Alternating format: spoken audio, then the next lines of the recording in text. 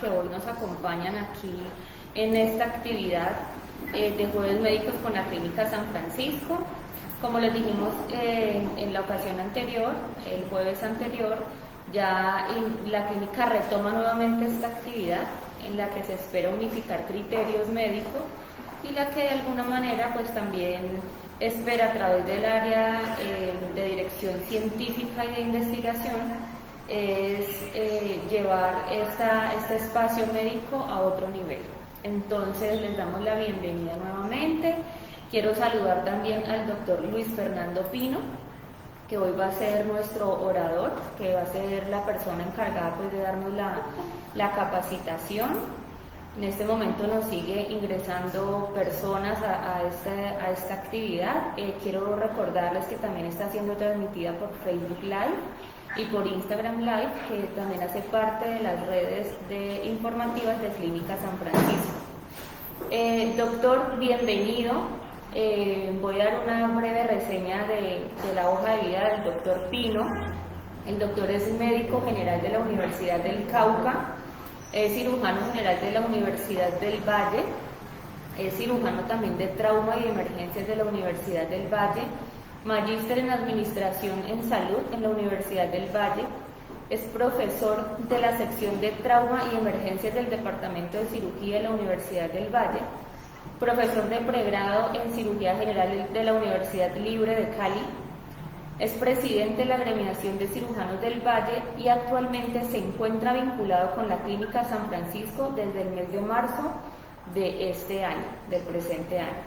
Doctor, bienvenido a este espacio. Muchísimas gracias hoy por acompañarnos, por compartir toda su experiencia con nosotros.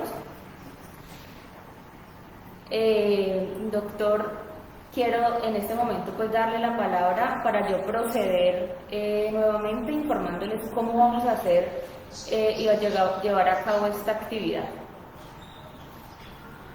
Bueno, buenas tardes, muchas gracias a todos. No sé si están viendo ya mi pantalla, ¿me están escuchando adecuadamente? Sí. ¿Sí? ¿Cómo hacemos para que me aparezca? Sí, doctor, estamos aquí ya mirando lo que nos está compartiendo. Antes, doctor, de iniciar, quiero recordarles, pues por favor, que apaguemos nuestros micrófonos durante la intervención del doctor para evitar interferencias. Como segunda medida, antes de terminar este espacio, que son aproximadamente 30 minutos, vamos a rotar por el chat una encuesta de satisfacción en la que ustedes por favor nos regalen su retroalimentación.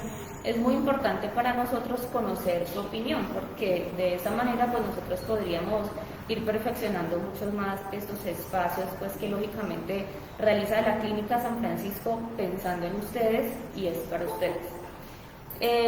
Por último, yo voy a estar aquí pendiente como moderadora también del chat para ir consignando todas las preguntas que ustedes tengan alrededor de este tema, y finalizando la capacitación entonces yo procederé a leer cuáles son las preguntas que tienen ustedes para que el doctor nos apoye con las respuestas. Entonces, doctor, no siendo más, le doy la palabra. Bueno, y por último que me está aquí contando la jefe, y es que a partir de esta capacitación vamos a certificar las personas o los asistentes a nuestras capacitaciones en Jueves Médico. Entonces, además de la encuesta y de las preguntas, quiero que por favor estén muy pendientes para que ustedes nos regalen sus correos electrónicos para nosotros proceder también a hacerles llegar cuáles son las memorias de las capacitaciones y además el certificado de asistencia. Doctor, no siendo más, le voy a ceder la palabra. Nuevamente bienvenido y muchas gracias a usted y a todos por acompañarnos. Bueno, muchas gracias a la clínica, a San Francisco por este espacio. Yo creo que estos espacios son los que hacen que mejoremos la calidad de la atención de los pacientes, que generemos acuerdos entre las especialidades que estamos manejando los diferentes pacientes en las áreas de la clínica, y definitivamente pues va a resultar en beneficio tanto para la clínica como para los usuarios que van a llegar día por día. Entonces, el día de hoy les voy a compartir una guía práctica clínica que hemos desarrollado desde la División de Cirujanos del Valle para el tratamiento, para el diagnóstico y el tratamiento del sangrado digestivo del intestino delgado.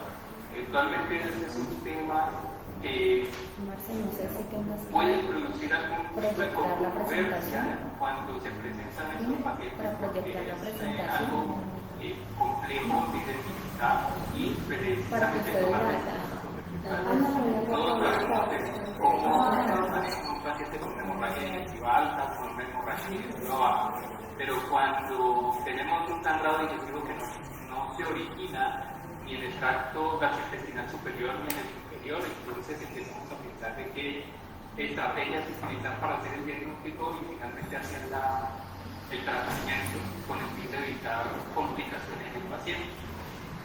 Entonces, una guía práctica clínica debe determinar cuál es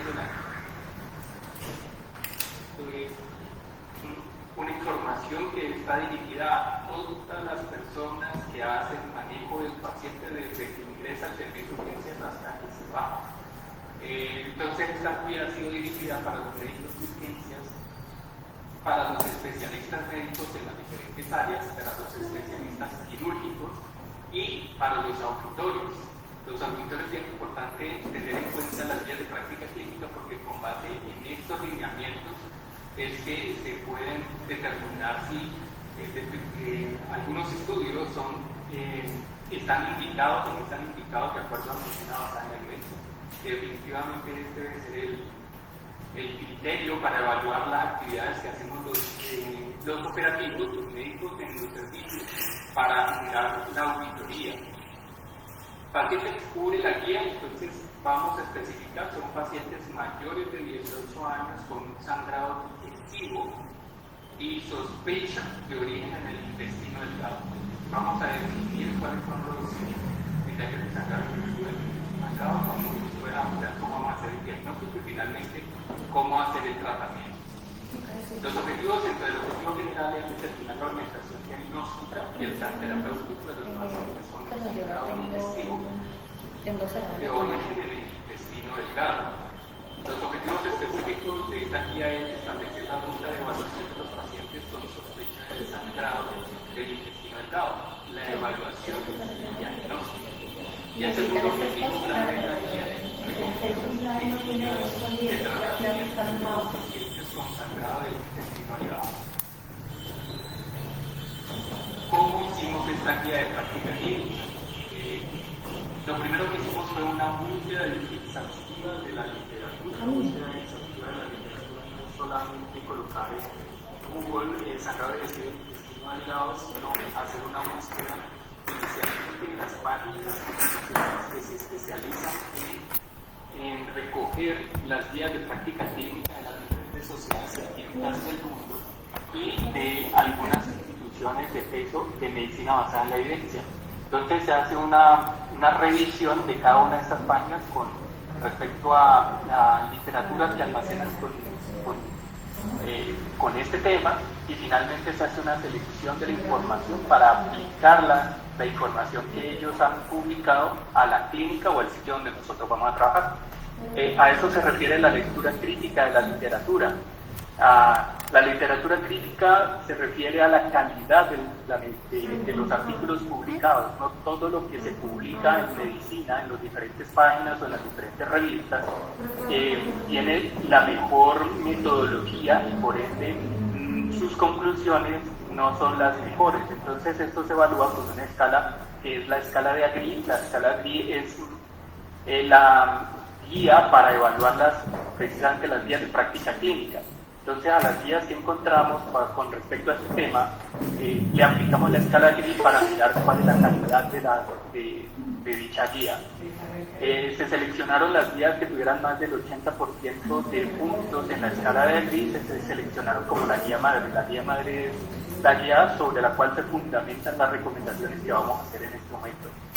Hay una guía complementaria, la guía complementaria no logró una GRI por encima de 80, no es de la calidad, de la mejor calidad que pudiéramos encontrar, pero que algunas conclusiones están bien fundamentadas en artículos y en estudios clínicos controlados como para permitirnos hacer recomendaciones con respecto a ellas. Al final adaptamos toda la información que teníamos a las guías de práctica clínica para aplicarla. Después de uno haber hecho la búsqueda de la literatura, el análisis crítico de la literatura, pues tiene que definitivamente revisar si es posible hacer lo que la literatura en el mundo dice en nuestra clínica o en nuestro sitio de trabajo. Se buscaron entonces 30 páginas de búsqueda de guías de práctica clínica, páginas de sociedades científicas, las principales fueron estas, la National Guideline Clearinghouse, el NICE, que es el Instituto de Inglaterra para hacer recomendaciones en cuanto a medicina basada en la evidencia, el Instituto Australiano también para la evidencia, medicina basada en la evidencia, entre otros. Se utilizaron los siguientes términos: MESH, los que ustedes ven aquí: cápsula endoscópica, colonoscopia, métodos, manejo, hemorragia gastrointestinal, diagnóstico, estudios en humanos, intestino delgado y estudios como tomografía.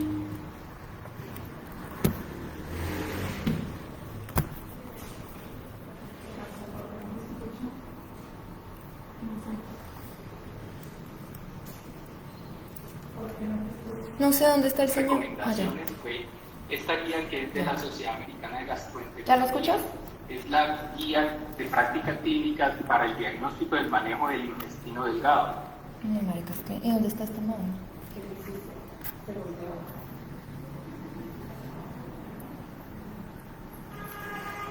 ¿Por qué?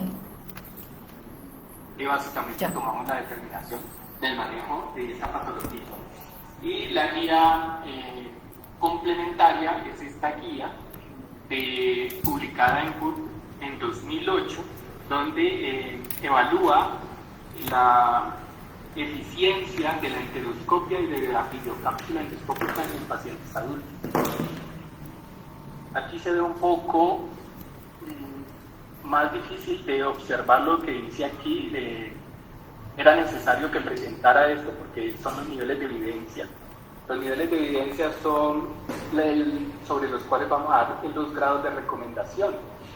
El mejor nivel de evidencia sería el 1A, como ustedes lo observan aquí, es una recomendación fuerte porque hay una alta calidad de la evidencia en la literatura. Cuando ustedes encuentren que alguien recomienda algo con evidencia 1A, es porque tienen la mejor evidencia, y habitualmente esa mejor evidencia se fundamenta en revisiones sistemáticas o en metaanálisis de estudios clínicos controlados. Esa es la mejor evidencia que uno pudiera encontrar en la literatura. Desafortunadamente no todos los temas tienen la cantidad de evidencia que uno quisiera para darle una recomendación 1A. De ahí en adelante, de ahí para abajo, pues, las recomendaciones se hacen de acuerdo a la cantidad de estudios y a la calidad de los estudios publicados en la literatura. Por ejemplo, la evidencia 2A son recomendaciones débiles con alta calidad de evidencia, y las recomendaciones 2C, que son la mayoría en la literatura de lo que hemos encontrado, por lo menos en el área de cirugía general, son recomendaciones débiles con baja calidad de la evidencia encontrada. Desde el punto de vista de la epidemiología de esta enfermedad, pues encontramos que el sangrado del intestino delgado es un evento relativamente poco común. Esto representa más o menos del 5 al 10% de todos los pacientes que presentan una hemorragia del tracto gastrointestinal. Las causas comunes de hemorragia en el intestino delgado somos capaces de encontrarlas en alrededor del 75% de los pacientes. Entonces esto les da a ustedes la idea de que así tengamos toda la tecnología, tengamos todos los recursos, no vamos a ser capaces de identificar el 100% de las causas del sangrado que se produzca en el intestino delgado. Hasta el 25% vamos a encontrar de que no podemos identificar el sitio donde se produce el sangrado. ¿De dónde viene el sangrado gastrointestinal de acuerdo al sitio anatómico? Ustedes ven aquí que la mayoría de los sangrados digestivos se producen en el tracto superior, en el esófago, en el estómago y en el duodeno, el 85% de los sangrados. El sangrado del intestino delgado llega a ser más o menos del 5% y el sangrado digestivo bajo puede ser el 10% de todos los sangrados gastrointestinales. Las causas del sangrado digestivo del intestino delgado. Entonces, dependiendo de la edad, podemos encontrar unas que son más frecuentes o otras menos frecuentes. Las causas del sangrado del intestino delgado en menores de 40 años son principalmente la enfermedad inflamatoria del intestino. Otras causas en esta población menor de 40 años son las lesiones de Alaport, las neoplasias, el divertículo de Meckel y los síndromes con poliposis. Estas son las principales causas de sangrado del intestino delgado en pacientes jóvenes. Los pacientes mayores de 40 años predominan las angioectasias, las mismas lesiones de Alaport y las neoplasias también pueden estar en los mayores de 40 años, los GIST del intestino delgado. Las úlceras asociadas a antiinflamatorios no esteroideos también suelen ser comunes en pacientes mayores de 40 años. Las causas raras de sangrado del intestino delgado son, por ejemplo, la púrpura de Henoch-Schönlein, la amiloidosis o síndromes raros, el Osler-Weber, el sarcoma de Kaposi en pacientes con VIH, hay que sospecharlo, y todos estos síndromes que ustedes ven aquí, que son síndromes de rara presentación. Vamos a definir entonces claramente, porque hay varios términos en la literatura que pueden confundir. Entonces, la hemorragia gastrointestinal oscura era un término que se utilizaba para definir la hemorragia del intestino delgado. A partir de esta guía, en la segunda década de los 2000, ya la hemorragia gastrointestinal oscura se cambió el término por hemorragia del intestino delgado. Cuando no encontramos la causa de una hemorragia digestiva ni en el tracto superior ni en el tracto inferior, pues decimos que es una hemorragia del intestino delgado. El término de hemorragia oscura se utiliza actualmente para un sangrado en el cual no puedo identificar el sangrado ni siquiera en el intestino delgado. O sea, sería oscura cuando encontramos un paciente con melenas o encontramos un paciente con hematoquesia o con hematemesis, al cual le hacemos todos los estudios del tracto gastrointestinal superior, inferior, intestino delgado y no encontramos el sitio. A eso se llama en este momento una hemorragia gastrointestinal oscura. Las hemorragias del intestino delgado entonces son las que se producen, instala la ampolla de Vater en el duodeno, ampolla de Vater en la segunda porción del duodeno y proximal a la válvula ileocecal. Esta es la definición técnica de hemorragia del intestino delgado. ¿Y por qué es desde la válvula de la ampolla de Vater? Pues básicamente porque la endoscopia digestiva alta puede revisar el intestino hasta la segunda porción del duodeno. Entonces, todo lo que se pueda ver con una endoscopia digestiva alta se determina como una hemorragia digestiva alta. Y todo lo que esté después de la ampolla de Vater hasta la válvula ileocecal es lo que se determina como una hemorragia del intestino delgado. Cuando tenemos una sospecha de hemorragia del intestino delgado, son signos de sangrado digestivo, hematemesis, hematoquesia, rectorragia, cualquier signo de sangrado del intestino delgado, gastrointestinal, cuyos exámenes endoscópicos superior e inferior son normales. Ahí decimos nosotros que estamos sospechando un sangrado digestivo del intestino delgado. Entonces, la hemorragia oscura del intestino delgado es aquella que tiene exámenes endoscópicos superior e inferior negativo. Evaluación del intestino delgado negativo. Recalcamos entonces ahorita la definición de hemorragia oscura del intestino delgado, que tenemos evidencia de caída de la hemoglobina, hay evidencia clínica de sangrado digestivo, pero no encontramos el sitio de sangrado, a esto llamamos oscura. La hemorragia oculta del intestino delgado es aquella en la que encontramos un paciente con anemia por deficiencia de hierro, con o sin heces fecales positivas para guayaco, como dice la guía del Colegio Americano de Gastroenterología, con sangre oculta en heces, cuya fuente de la hemorragia es el intestino delgado.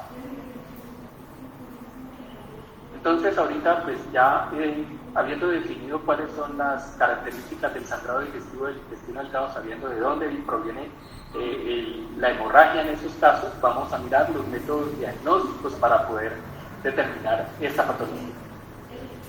El primer método diagnóstico que vamos a evaluar es la videocápsula endoscópica. La videocápsula endoscópica, como ustedes ven aquí en la foto, es un dispositivo electrónico que toma fotos en el interior del intestino. Esas fotos son transmitidas a un receptor que es capaz de volverlo un video, de manera que el cirujano gastrointestinal y el gastroenterólogo que evalúa la videocápsula es capaz de revisar la totalidad del intestino delgado y evidenciar eventualmente el sitio del sangrado, si hay sangrado activo, o cuál puede ser eventualmente la causa del sangrado en el intestino delgado.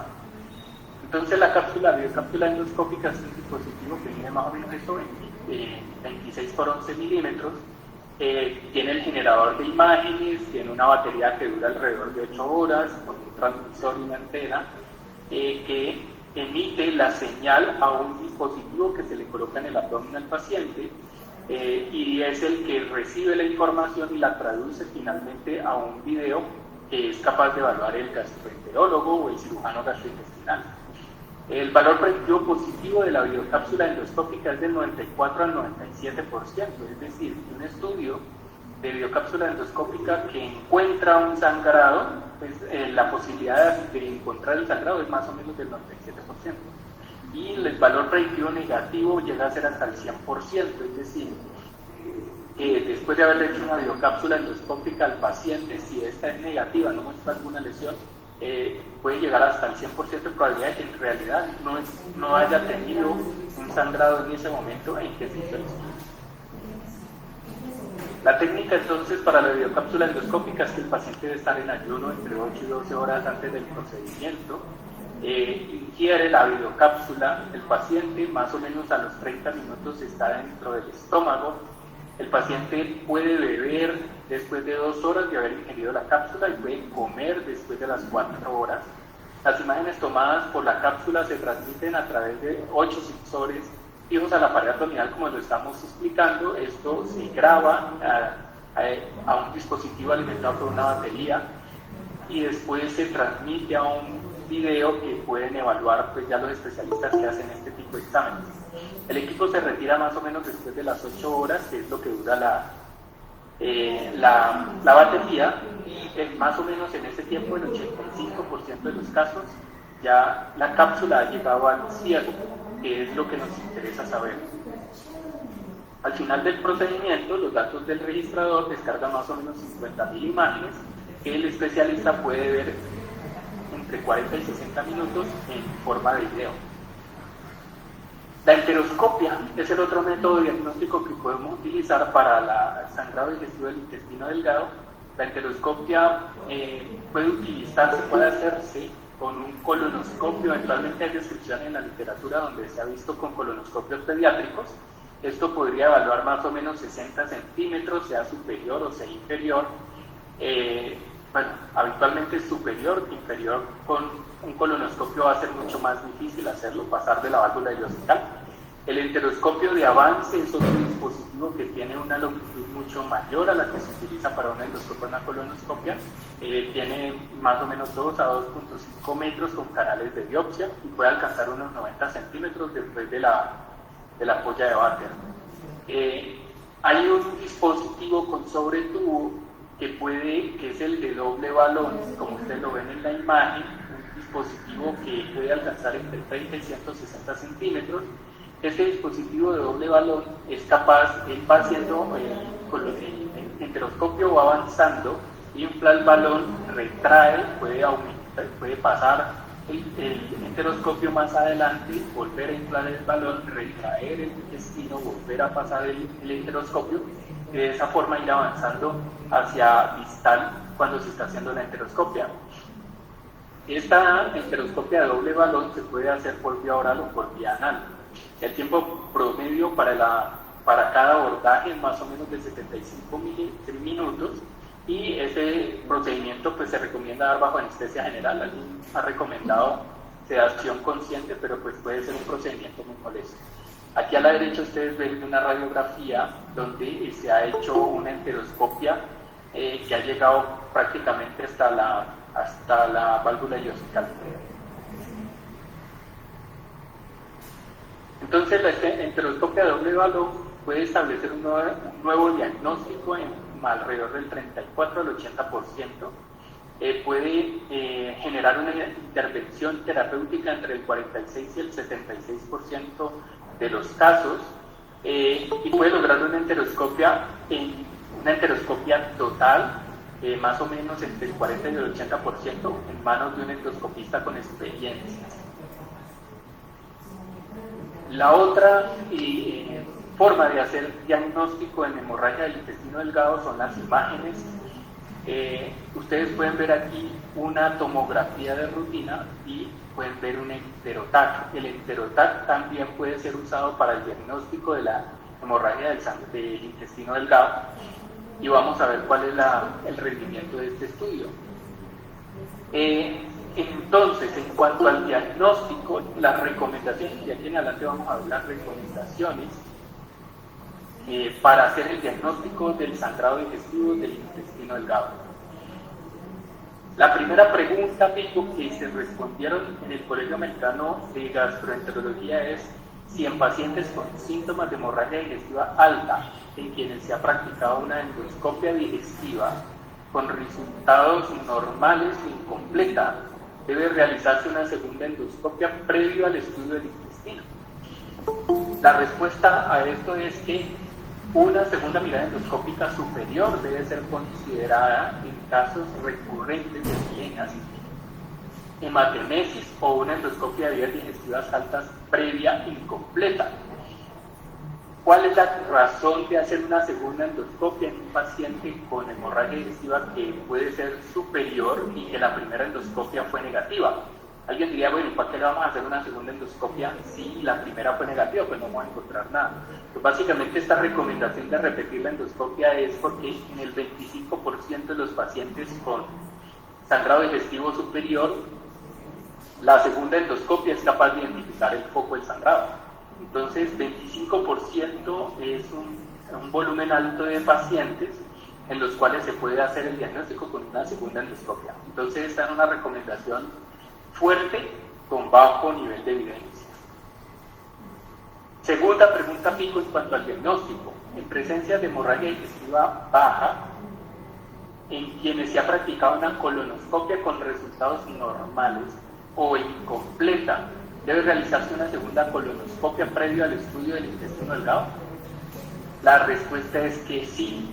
Definitivamente una segunda colonoscopia debe ser considerada en los casos donde se presentan con hematoquesia recurrente o sospecha de sangrado digestivo inferior. La razón de esto es que los estudios dicen que el segundo procedimiento puede identificar también alrededor del 23% de los pacientes con sangrado digestivo proveniente del tracto gastrointestinal inferior. La recomendación es condicional, tiene muy bajo nivel de evidencia, pero es la recomendación que hace el Colegio Americano de Gastroenterología con respecto a este tipo de pacientes con la evidencia que se dispone actualmente.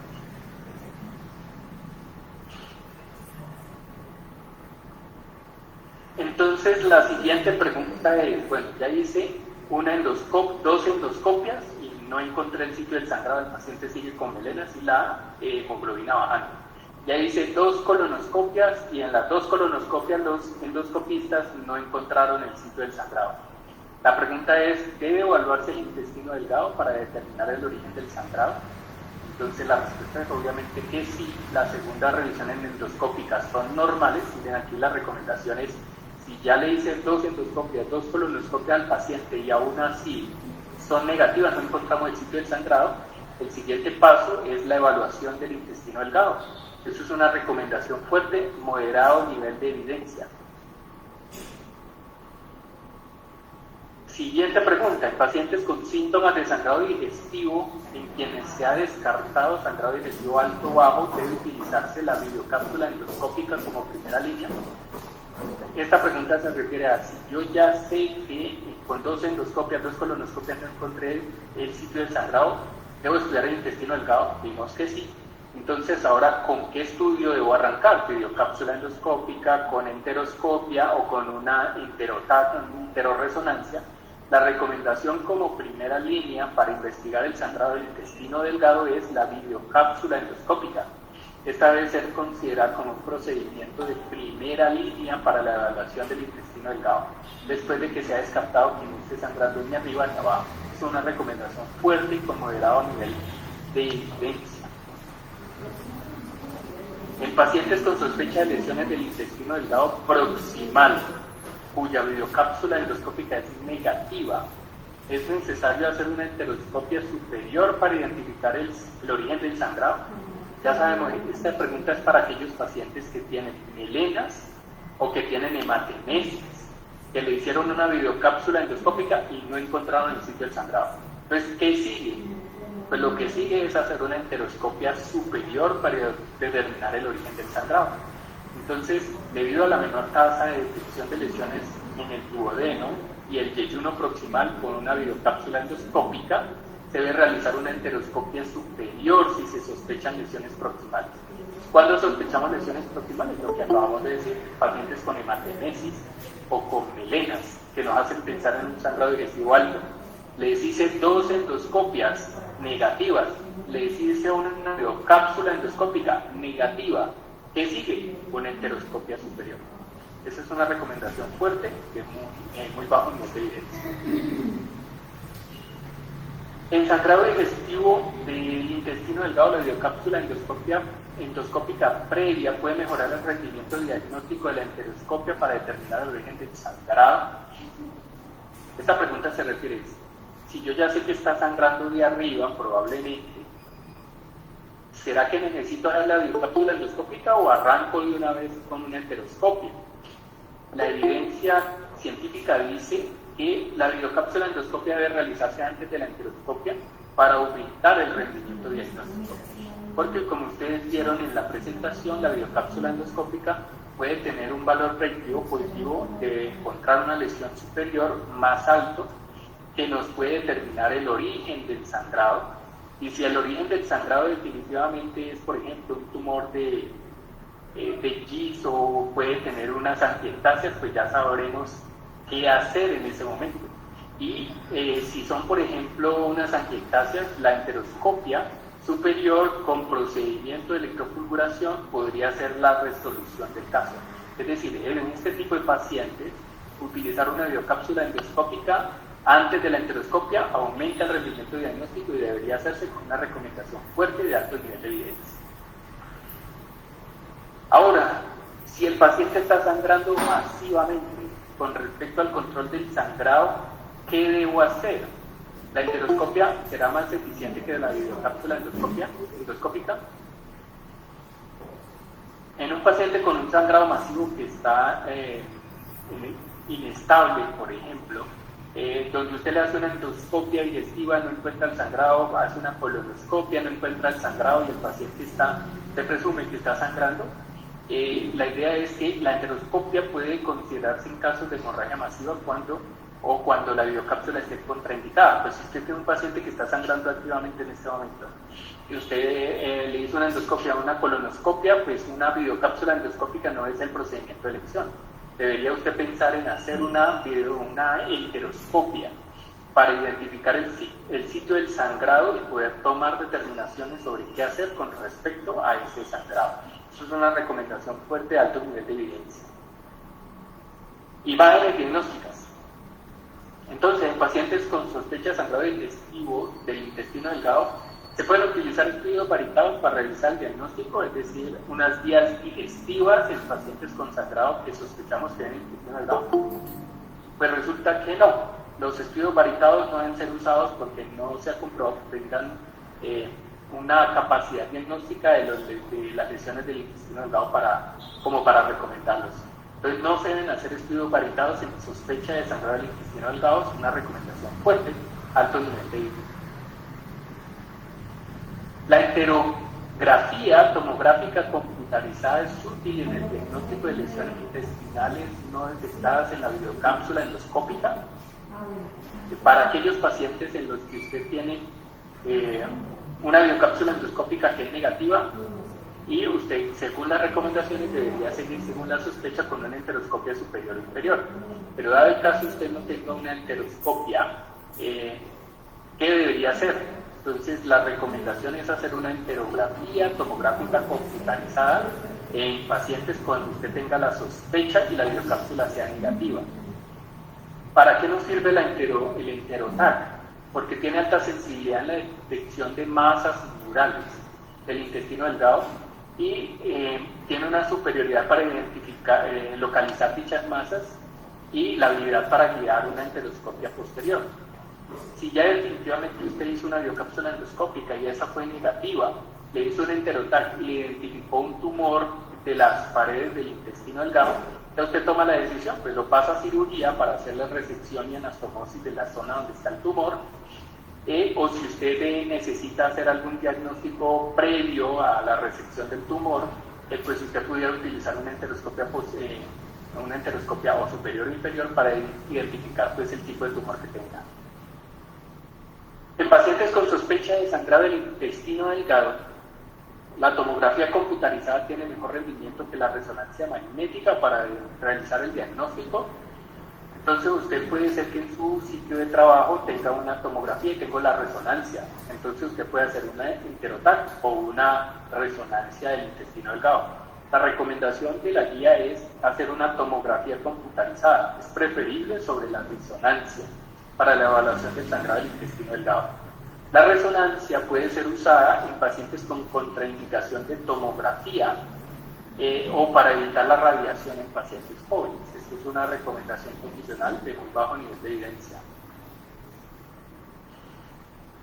Pacientes inestables con sospecha de sangrado del intestino delgado, ¿la arteriografía puede resolver el sangrado? Definitivamente, si usted tiene un paciente con un sangrado digestivo y está inestable, endoscopia y colonoscopia sin evidencia del sitio donde está sangrando, y usted lo tiene con una hemorragia masiva aguda, debería realizar en forma de emergente una angiografía convencional. La arteriografía, que puede hacer o un angioTAC o una arteriografía, le permite al angioTAC identificar el sitio del sangrado, si usted tiene una hemorragia activa, y a la arteriografía identificar la arteria por donde está alimentando el sitio del sangrado y poder embolizarla. Esto es una recomendación fuerte bajo nivel de evidencia. Entonces, los pacientes con hemorragia activa gastrointestinal es más útil para guiar el tratamiento el angioTAC de abdomen comparado con la enteroresonancia. Con el enteroTAC. Pues la hemorragia manifiesta activa, se prefiere el angioTAC de abdomen sobre la enteroresonancia. Aquí hay que hacer la salvedad. Hemorragia activa, es decir, el paciente creemos que está sangrando en este momento, la indicación es angioTAC. ¿Para qué? Para que nos identifique el sitio del sangrado. Si nosotros tenemos sospecha de sangrado en el intestino delgado y el paciente no creemos que esté sangrando porque esté con hemoglobina estable, porque esté hemodinámicamente estable, entonces el estudio no será el angioTAC. El angioTAC es para el que pensamos que esté sangrando y el enteroTAC es para el que creemos que no está sangrando, pero hay que buscarle el origen del sangrado. Pacientes sin hemorragia manifiesta dentro del tracto gastrointestinal, debe usarse la arteriografía como método diagnóstico. Pues si no hay una hemorragia manifiesta, la hemoglobina está estable, está hemodinámicamente estable, hacerle una arteriografía no tiene sentido porque el paciente no va a ver el sitio del sangrado. Entonces no debemos realizar arteriografías o angiografías en los pacientes como una prueba de diagnóstico en pacientes que no estén sangrando porque no la van a encontrar. La recomendación es condicional con un bajo nivel de evidencia. Esto es con respecto al diagnóstico. Ahora, con respecto al tratamiento, ¿qué hacemos cuando ya sabemos que el paciente tiene un sangrado digestivo del intestino delgado? Entonces, en pacientes con quienes la biocápsula endoscópica o la enteroscopia identifica el origen del sangrado en el intestino delgado, ¿el tratamiento debe ser endoscópico? Pues la respuesta es que sí, si se encuentra el origen del sangrado del intestino delgado mediante vía biocápsula endoscópica o enteroscopia, el paso a seguir es controlar el sangrado a través de terapia endoscópica. La enteroscopia de Ólaro tiene canales para poder acceder con los elementos que utilizan en endoscopia y lograr controlar el sangrado. Evidentemente para esto se necesita una tecnología y se necesita la capacidad y el entrenamiento del endoscopista. Entonces, ¿qué hacemos en caso de no encontrar lesiones o tener una pequeña lesión vascular en pacientes con sangrado del intestino delgado? ¿Será que necesito hacerle algo? Entonces la respuesta es, si después de que usted hace una investigación del intestino delgado no se encuentra una fuente del sangrado, el paciente debe tratarse de forma conservadora, con hierro oral, mediante infusión venosa, el mecanismo que usted tenga para reponerle el hierro al paciente, según lo indique la gravedad y la persistencia de la anemia por la déficit de hierro asociado. En este contexto, una lesión pequeña, vascular, encontrada en la videocápsula endoscópica, no siempre necesita tratamiento. Esa decisión se toma entonces por parte del grupo de gastroenterología o cirugía gastrointestinal que evalúa el examen de la videocápsula endoscópica. Pacientes en quienes persiste el sangrado a pesar de tener estudios negativos o lesiones mínimas. ¿Cuál es el estudio siguiente? Ya investigué el tracto digestivo superior, investigué el tracto digestivo inferior y ya estudié el intestino delgado. No encontré el sitio del sangrado. Lo mejor que podía pasar es que el paciente no volviera a sangrar, no le cayera la hemoglobina y se pudiera ir para su casa. Ya no necesito estudiarlo adicionalmente porque pensaríamos que el estudio, la lesión que les produjo el sangrado es algo mínimo y probablemente no va a volver a producir el sangrado. Pero en caso que sí sigue sangrando, ¿qué debo hacer? Entonces la recomendación de la guía es, si el sangrado persiste en pacientes con estudios completos donde se identificaron lesiones mínimas, empeora la anemia, el diagnóstico adicional debe incluir repetir una endoscopia superior e inferior, hacer de nuevo una videocápsula endoscópica, repetir una enteroscopia, visualizar el intestino con una tomografía, con un enteroTAC o una enterorresonancia, según esté indicado, según la situación clínica y la disponibilidad. Miren que esto es bien importante para justificar repetir este tipo de procedimientos ante la auditoría de las aseguradoras. Entonces, tenemos un paciente con sangrado digestivo, se le está cayendo la hemoglobina, 2 endoscopias, 2 colonoscopias, una videocápsula endoscópica, un enteroTAC y aún así no encontramos el sangrado. Enteroscopia superior, enteroscopia inferior, no encontramos el sangrado. Si hasta ahí no hemos encontrado el sangrado, la aseguradora podría decir, ¿qué van a hacer? No, pues que tenemos que volver a repetir otra vez el protocolo de estudio. Nos van a decir otra vez otras 2 colonoscopias, pues resulta que esa es la recomendación de medicina basada en la evidencia. Es una recomendación fuerte, aunque tiene bajo nivel de evidencia, pero es la evidencia. O sea, con esto, con una guía de práctica clínica como esta, podemos justificar lo que estamos haciendo. Los pacientes con hemorragia del intestino delgado, ¿se debe suspender el manejo de anticoagulantes o antiplaquetarios? Pues definitivamente sí. Deben suspenderlo porque esto puede prolongar las hemorragias. En los pacientes con sangrado digestivo masivo del intestino delgado, es útil para el control la intervención quirúrgica.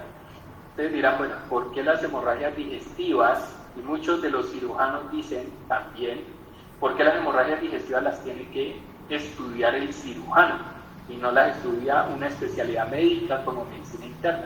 Pues porque resulta que para uno de los abordajes para el control del sangrado definitivamente es la cirugía.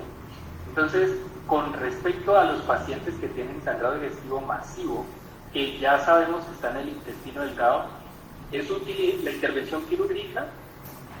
La intervención quirúrgica entonces en una hemorragia masiva del intestino delgado puede ser útil, puede ser incluso la única forma de controlar el sangrado. Pero la mayoría de los cirujanos van a decir, bueno, voy a entrar al intestino delgado, voy a entrar al abdomen a buscar una hemorragia del intestino delgado, pero no voy a saber de dónde está sangrando, porque el sangrado es por dentro del lumen del intestino. Entonces, ¿dónde voy a llegar? Definitivamente se puede utilizar la cirugía, pero ayuda mucho la localización prequirúrgica del sitio de sangrado, marcando la lesión con un tatuaje. Es decir, este paciente, para uno poderlo llevar a cirugía, resecar el segmento que está sangrando, si es un tumor, pues fácilmente uno entra a cirugía, revisa el intestino, localiza el tumor, reseta y se acabó el problema. Pero si eso es una ectasia que no es fácil de determinar viéndola por fuera, el endoscopista que haga la enteroscopia, si sabe o cree que el paciente puede sangrar masivamente de la ectasia que está intentando controlar por vía enteroscópica, lo que debe hacer es marcarle el sitio del intestino con un tatuaje. Eso se hace con tinta china o con algunos elementos que utilizan los endoscopistas para marcar el intestino. Entonces, si ya el intestino está marcado, yo ya puedo entrar a cirugía con toda la confianza del mundo a resecar el segmento del intestino que está lesionado o que produjo el sangrado. Entonces, a veces nuestros amigos que están angustiados manejando los pacientes con sangrado digestivo dicen, no, pues que si tiene un sangrado digestivo usted no lo puede parar, la arteriografía no lo pudo parar, entre a cirugía y reseque el sitio. Pues tenemos que entender técnicamente estos detalles que pueden hacer que no sean definitivamente los cirujanos los que podamos tratar este tipo de lesiones. Entonces, ¿en qué pacientes deben ser llevados a cirugía para el control del sangrado? Es útil la ayuda en la enteroscopia intraoperatoria. Esta es otra técnica que podría utilizarse. Si yo ya sé que el paciente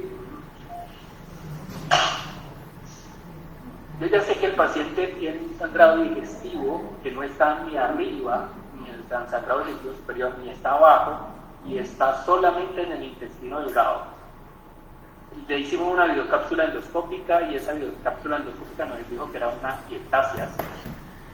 Salimos y le hicieron un tratamiento enteroscópico y al paciente al otro día o a los 2 días hizo un sangrado masivo. Y el enteroscopista no marcó el sitio del intestino donde estaba la lesión. Entonces, ¿qué hacemos? ¿El paciente se muere sangrando o le volvemos a hacer otra enteroscopia? Ahí la evidencia que recomienda, la recomendación es que usted puede entrar a cirugía, pero con ayuda del endoscopista. El endoscopista entra con usted hace hace un orificio dentro del intestino y pasa el enteroscopio por el intestino en el ámbito intraoperatorio con el abdomen abierto, identifica el sitio del sangrado y donde llega el sitio del sangrado, visto desde adentro, ya usted puede resecar el segmento donde está la fuente del sangrado o puede realizar la terapia endoscópica según como ustedes lo puedan programar. Entonces miren que estamos las recomendaciones ya extremas para una poca población en la cual con todos los métodos que ya hemos hablado no se ha podido controlar el sangrado. Entonces en resumen, para el diagnóstico, el rendimiento diagnóstico de una endoscopia de vías digestivas altas repetidas, eso es lo que más disconfort le causa a las personas y a los auditores, es porque vamos a repetir una endoscopia digestiva en un paciente en que no le encontramos el sangrado digestivo superior. Pues esta es la razón. Definitivamente una segunda endoscopia puede encontrar la lesión, el origen del sangrado en un 2 al 25% de los casos. ¿Y por qué repetirle una colonoscopia a un paciente que ya le hicimos una colonoscopia y que no encontramos el sitio del sangrado? Pues porque esta segunda colonoscopia puede encontrar la lesión de donde viene el sangrado en el 6 al 23% de los casos.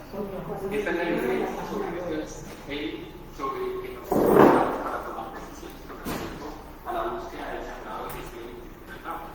Es apropiado usar la videocápsula endoscópica como primera línea si definitivamente si ya tengo 2 endoscopias, 2 colonoscopias, donde no encuentro el sangrado, el siguiente examen a realizar es una videocápsula endoscópica. Voy a intentar explicarles este flujograma, que es el flujograma que recomienda la Asociación Americana de Gastroenterología para encontrar el paciente, el origen del sangrado en el tracto gastrointestinal.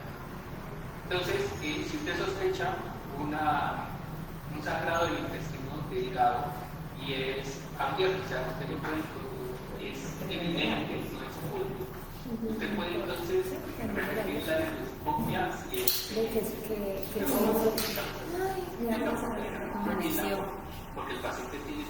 ese es siga el con los ciclos de sangrado, entonces usted puede repetir el estudio endoscópico. El estudio endoscópico El que trabaja aquí de urgencia. positivo, trátelo de acuerdo a los documentos. Si el estudio es negativo, entonces ahí considera Tenía la esposa aquí también. entonces, para hablar del intestino delgado, usted piensa si el paciente Se quedó acá, ¿no? o no tiene nada. Si el paciente cree que pueda tener una obstrucción, tenga laparotomías previas, tenga un síndrome de obstrucción intestinal en el pasado, a esos pacientes con posible obstrucción, entonces hágale un enterotac. Acuérdense que primero el enterotac, si usted lo tiene, para evaluar el intestino delgado. Si usted no tiene enterotac, pues podría hacer una enteroresonancia. Esto para los pacientes que tengan una posible obstrucción intestinal. Pero si el paciente no tiene ningún riesgo de obstrucción intestinal, usted evalúa el tracto del intestino delgado con una videocápsula endoscópica.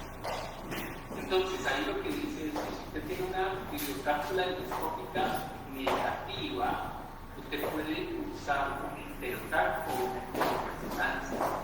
Si la enterotac o la enteroresonancia resultan ser positivos, entonces usted ya se pasa al manejo de la lesión que usted ya ha encontrado. Entonces el manejo puede ser una enteroscopia superior para la configuración de las metástasis, o puede ser una cirugía para presentar un segmento del intestino con un tumor.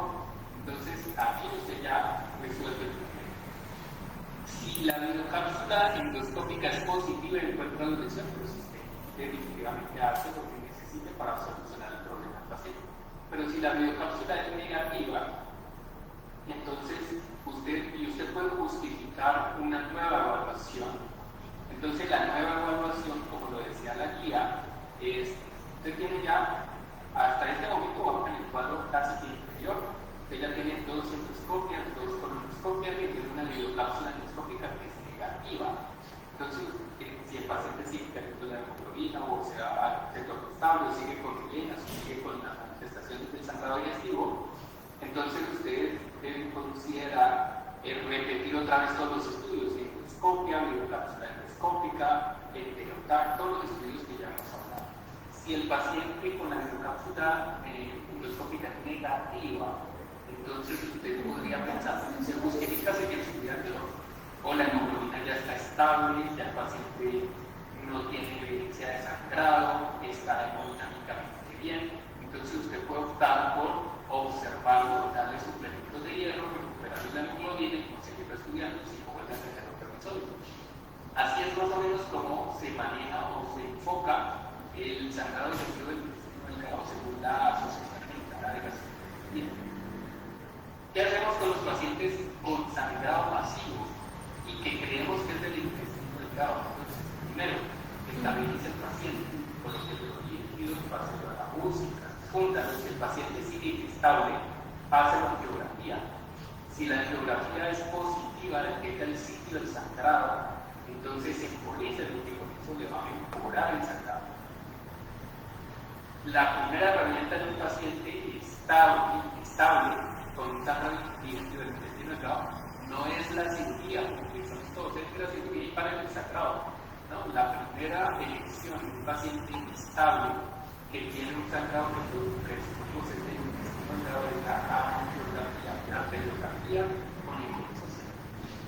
Si ustedes ven que empieza la radiografía con el movilizado del paciente se estabiliza, entonces hágale una angiotac.